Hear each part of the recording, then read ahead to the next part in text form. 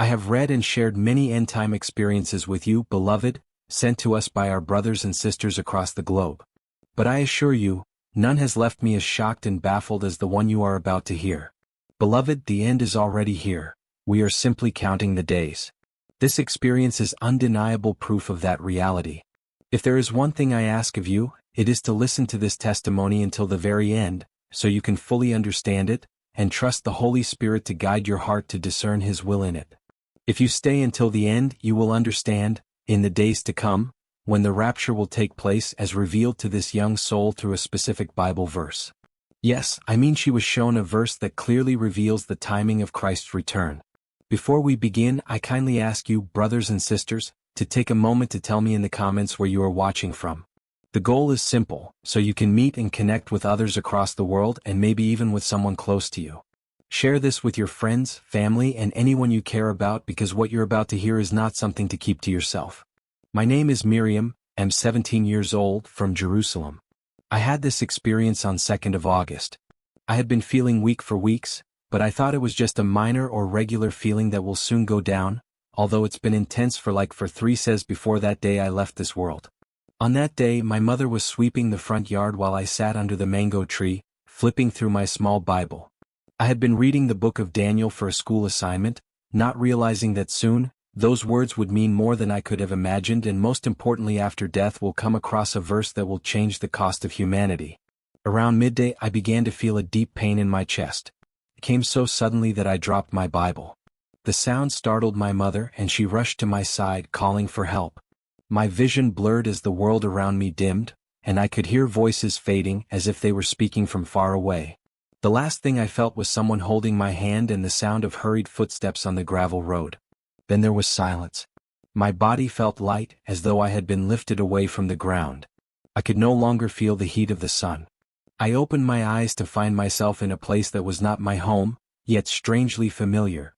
The ground beneath my feet was bright, like it was made from glass, reflecting a light that came from everywhere and nowhere at once. I sensed that my life on earth had stopped, but something greater was beginning. It was then that I realized I was standing at the edge of a realm I could not fully comprehend, and that what I was about to see would forever change how I understood life, death, and the words I had once read in Daniel. As I stood there in that place of unearthly light, I noticed a figure approaching from the distance. At first, it looked like a shimmer in the air, but as it came closer, I could see the form of a man clothed in garments that glowed like they were woven from lightning. His presence was unlike anything I had ever felt. My knees felt weak, not from fear of harm but from the weight of His holiness. He stopped a short distance from me, and though his lips did not move in the way I was used to, his voice reached me as if it was inside my thoughts. He let me know that he was sent to show me things that would help me understand the time we are living in. He reached out his hand, and the brightness around us seemed to part, like a curtain being drawn back. I found myself looking down at the earth from a great height, seeing cities and nations as if they were maps spread out before me. Then, above the image of the world, I saw a great clock, not like the one in our school, but ancient and covered with symbols I didn't recognize. The hand of the clock was moving, not slowly like on earth, but with an urgency as though something was approaching quickly. The messenger told me that what I was seeing was tied to the writings of Daniel, a prophecy that marked the end of certain kingdoms and the rise of events that would lead to the return of the Son of Man. He said the world had entered a stage that many ignore because they are distracted by the noise of daily life. He showed me signs happening now, events that matched what Daniel had been told centuries ago. I wanted to ask questions, but before I could, the scene began to shift again. The ground beneath me faded, and I felt as if I was being drawn into the pages of a book, as though I was stepping into Daniel's vision itself. The moment I stepped into that scene, I was surrounded by a vast desert stretching far in every direction. The sky above was a deep gold, and I could hear sound like distant trumpets. I looked around and saw a river flowing through the dry land, its water bright and clear. Standing by the river was a man dressed in linen, and on each side of the river stood others who looked like mighty beings, their faces shining brighter than the morning sun. They were speaking to one another, but I could understand them as if their words were written in my heart. They were talking about a time of trouble that would come upon the earth, a time unlike any before it. Suddenly the scene shifted and I saw beasts rising from the sea. Each one was different and more terrible than the one before. The first looked like a lion with wings, the second like a bear raised on one side, and the third like a leopard with 4 heads. Then came the fourth beast, which was more dreadful than all the others, with iron teeth and eyes that glowed like fire. I realized I was watching what Daniel had seen, but now it was being shown to me so I could recognize how it connected to the present day. The messenger appeared beside me again and explained that these beasts represented kingdoms and powers that would rise and fall, leading to the final period before the return of the king. He let me know that some of these kingdoms had already come and gone, but parts of the prophecy were now unfolding before my very eyes on earth. Then my attention was drawn to the fourth beast. The messenger told me that this one was still active in the world today, though many could not see it for what it truly was. Its power was hidden under systems, governments, and movements that seemed harmless to those who were not spiritually awake. The messenger stretched out his hand, and scenes began to play before my eyes. I saw leaders in different nations making secret agreements that would affect millions. I saw changes in economies that would cause many to fall into poverty while a few would grow in power. I saw unrest in certain lands not by accident, but stirred up to prepare the way for something greater and darker to rise. Then he showed me the calendar from my own home, the same one that hung in our kitchen. Certain days in this month were glowing, and I felt a heaviness in my spirit when I looked at them. He explained that these were days when key events were taking place, not always visible in headlines but significant in the spiritual realm. He told me that just as Daniel had been told to seal up some of his vision until the time of the end, now was the season when those sealed things were being opened for those who are watching. I began to understand that God's timeline was moving forward with precision, and that the things Daniel saw were not just distant history but living prophecy unfolding before us. The messenger took me to different parts of the world. In one place I saw people sitting in large halls, listening to speeches from leaders who spoke of unity and peace, but I could feel that their words were empty, hiding motives that would soon be revealed. In another place I saw churches filled with people singing and clapping, yet many hearts were distracted, their minds filled with the cares of this world.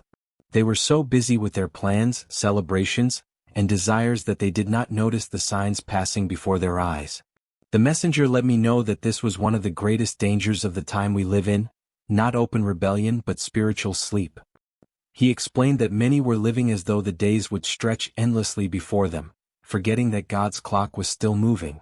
Just as in Daniel's time when the people went about their lives while kingdoms rose and fell, so now it was happening again, but this time the conclusion would bring the return of the king.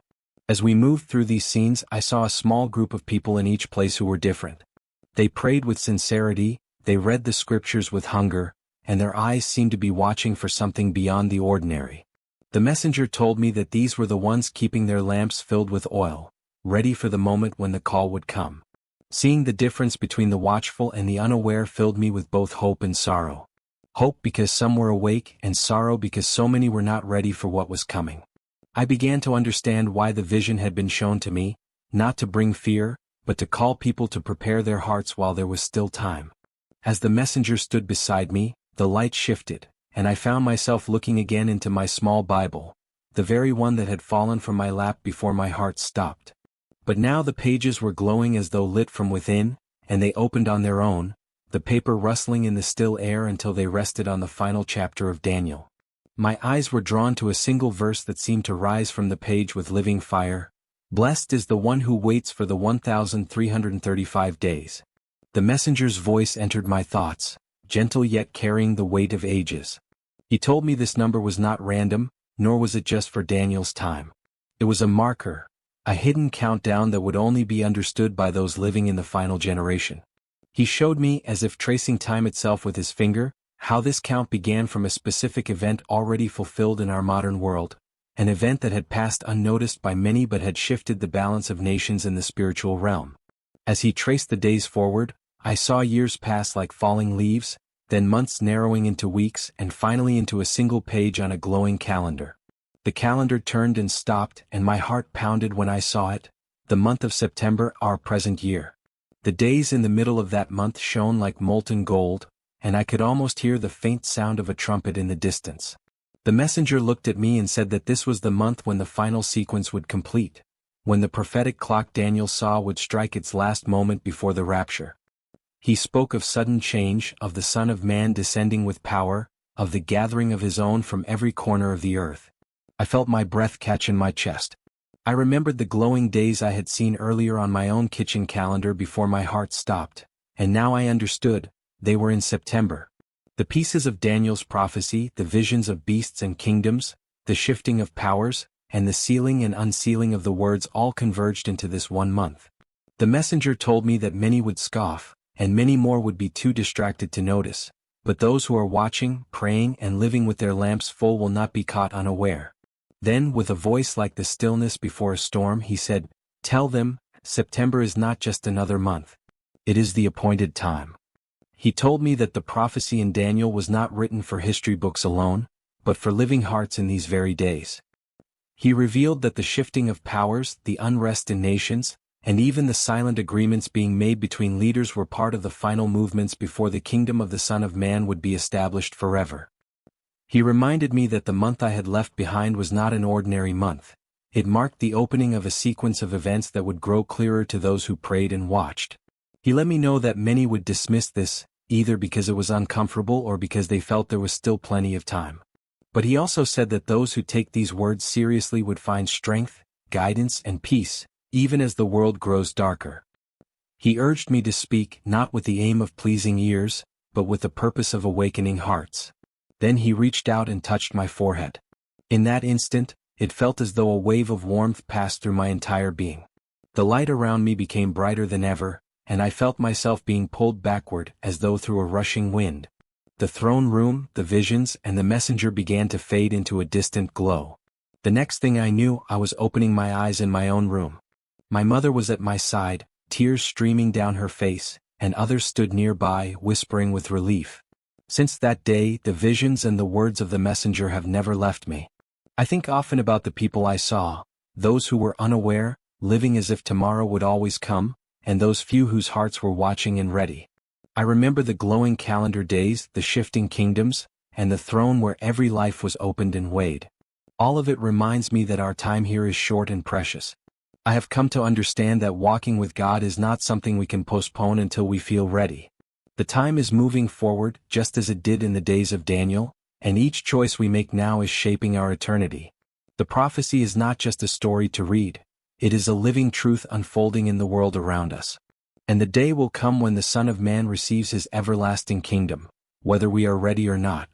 My heart is to tell every believer to hold fast to God, not only in public but in the hidden places of the heart. Pray daily, not out of habit but out of a desire to stay close to him.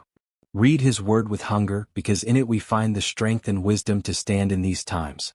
Love one another deeply, forgiving quickly and helping those in need, for in doing so, we live as children of his kingdom even before it fully comes. Do not be found sleeping when the call comes. Keep your lamp filled, your heart pure, and your eyes fixed on the one who will reign forever. The prophecy in Daniel is not far from us. It is here, moving around us like the wind.